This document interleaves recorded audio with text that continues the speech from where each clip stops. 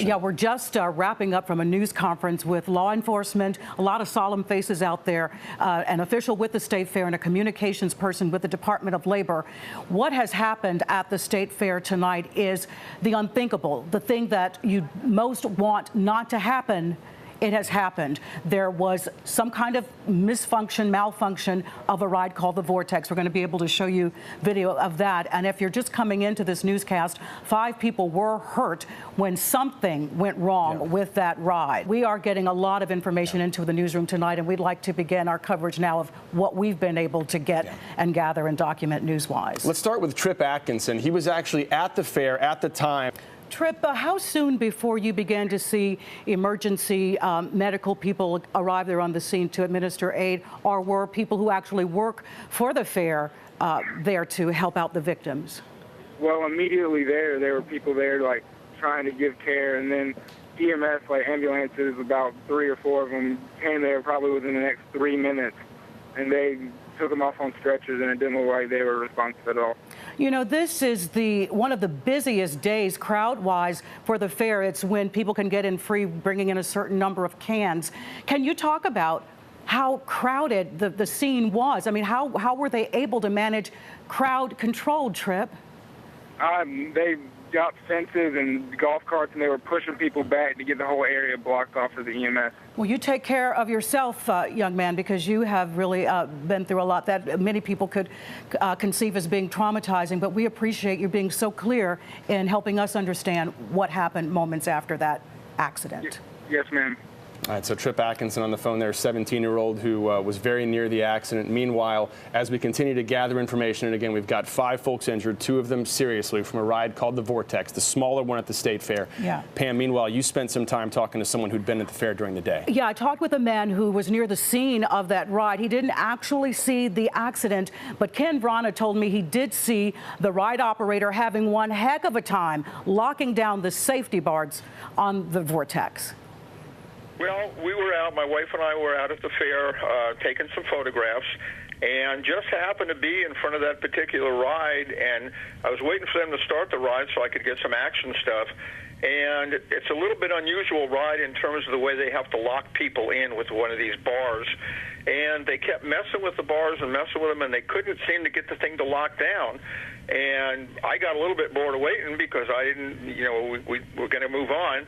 And they still ultimately could not get them to lock down, but they started running that ride, and they ran it from 8:45 until the accident. So they knew there was a problem with that ride. There he is. He says they had to have known there was a problem with that ride. This investigation is really just getting started. The sheriff said that. So the story we hear, it may keep changing, but witnesses' statements could very well change between now and in the morning. But we want to talk to somebody who's right there on the scene. Yeah, Derek Waller from our reporting team is out there. He has been for several hours. Again, a tragic evening here at the State Fair, but certainly a lot of unanswered questions about what exactly happened. I'm live at the State Fair. I'm Derek Waller, WNCN News. I'll send it back to you. All right, Derek, thank you for all that information. And just to recap one more time, an injury at the Vortex ride in the old Midway. That's the yellow ride. Some reports saying it could have been as high as 20 feet above the ground. 5 people injured, 2 of them in serious condition, we believe, at this point. The ages ranging from 14 to 39 years old. And again, as Derek alluded to, it doesn't appear that this accident is going to shut down the State Fair. We know it is a huge moneymaker for our state, and he said he wants families to still come out and have fun. Granted, that could change between now and then, but as far as we're able to determine right here and right now, the fair will continue to operate as usual tomorrow, and we're coming right back after this. When it's your job to see to the care and well-being of more than 150,000 men, women, and children, the total military family at Fort Bragg, you take pains to try and bring care that is outstanding. That's Colonel Frank Christopher's job at Womack Army Medical Center. Meeting the needs of wounded soldiers is testing him. I think the biggest challenge that we face is that unlike a majority of what the military does, there is no single cookie-cutter recipe-like solution. For example, our Warriors in Transition Battalion right now has 450 soldiers in it.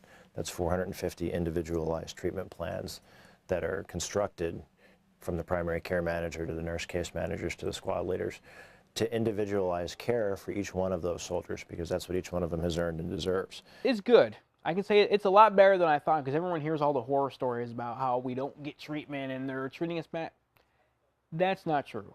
Sergeant Stan Roberts was severely injured 4 years ago in Iraq.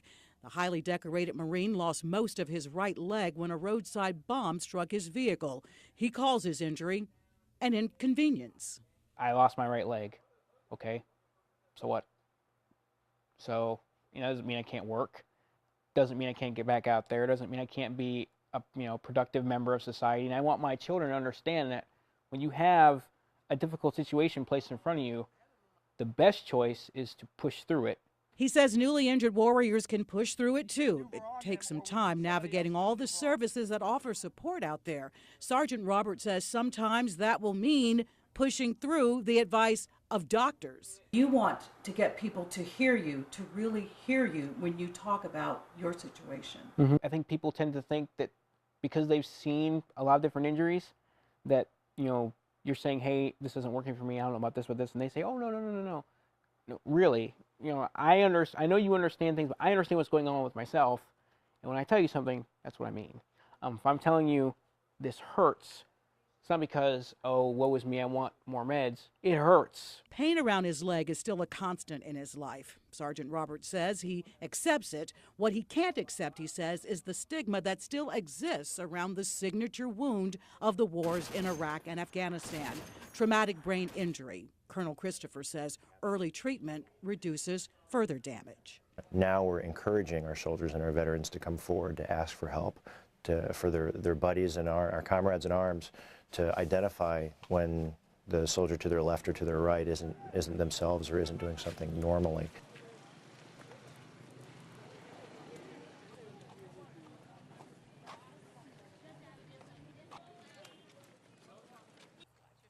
Army medic, Sergeant First Class Michael Rodriguez was one of the elite soldiers in the military. At the point of the spear in the war in Afghanistan, he was in a special forces unit, and his team's tempo during operations was relentless. In 2006, Sergeant Rodriguez suffered a traumatic brain injury from a roadside bomb. It took a while before he was diagnosed with severe post-traumatic stress disorder. He didn't want to admit it. And about 2 years ago, it got to a point where he could no longer hide it. When he'd been wearing hearing aids already for years, but his balance became an issue, and the seizures became more prevalent. His speech became stuttered, and he couldn't think of his words. Rodriguez's wife, Kelly, is in the military herself, and she says even with her background, she was confused. The biggest thing for me was just being frustrated. I didn't know what to do to help him. I didn't know, there was nothing I could do to help him. I didn't know what to say. I'm a medic in the Army too, but I couldn't treat that. I didn't know. She did know enough to start calling for help. Her husband received most of his care at Walter Reed Army Hospital in Maryland. They were pretty upfront, there isn't necessarily a cure for any, for brain injury. There isn't a cure for PTSD. There is just treatments, and there's ways to cope, and there's ways to adapt. And he was doing that before he got a diagnosis. He's just figures out new ways to do things. Her husband's brain is different now. He no longer functions the same way. To Rodriguez, despite new attention, brain injuries are still discounted, overlooked. They should not have to prove, they should not have to explain their injury. They should just, all they say is, I got a brain injury. Why should they be questioned? And I think that's the most important thing, I think, is that people don't need to just talk about it. They need to really recognize it and understand it. Despite his many obstacles, Sergeant Rodriguez told me he regrets nothing, and that if he could stay in the Army and deploy tomorrow, he would. I really wasn't expecting him to talk. His wife told me he was joining us outside to support her. That's all. Sergeant Rodriguez said, if nothing else, I needed to put this in the story about his brain injury and recovery. I'm not a victim, she said it, but I'll never stop fighting. Whether it's fighting for the country or fighting for my family or fighting for myself, I would never stop fighting. I've fought my whole life, so why stop now?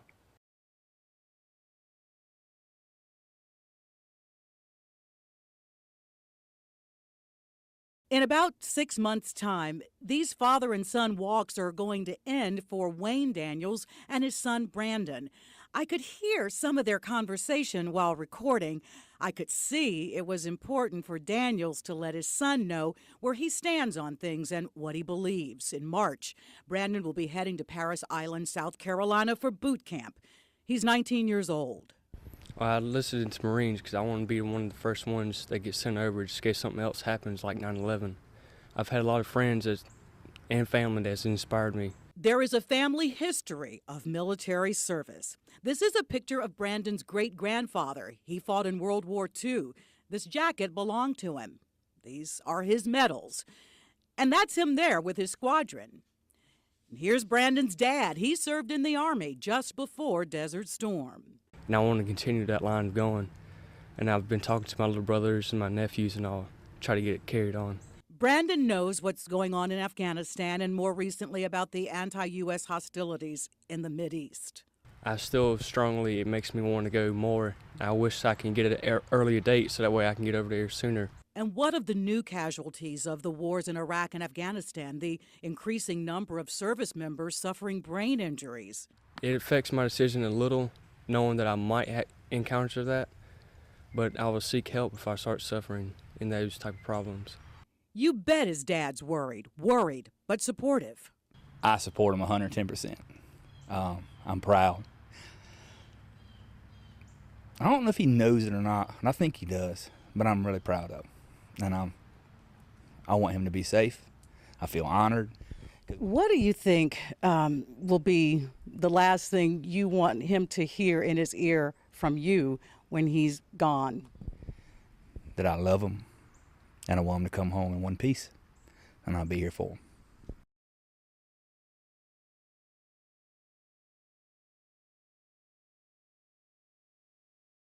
Was feeling symptoms of emotional pain to a point where it literally, in my case, manifested itself as physical pain. Master Sergeant Eric Brooks says he thought about suicide as a way to stop his pain in 2004. But that had to take a lot of strength to say, hey, I need help. I was terrified. After 2 deployments to Iraq, Brooks worried that if he asked for counseling, his military career would be over. It was my anxiety and my unwillingness to fail that helped me, believe it or not, survive. Turns out Brooks got the help he needed, and now he trains other soldiers to spot suicidal symptoms like depression and anxiety. Then I'm going to make it my personal mission to help everyone else. 8 years later, Brooks says his military career has flourished, and he helps other soldiers through some of their darkest times. If you have not yet developed the personal courage to ask for help, then ask for hope. Because sometimes hope is the only weapon that we have against the fear of the unknown.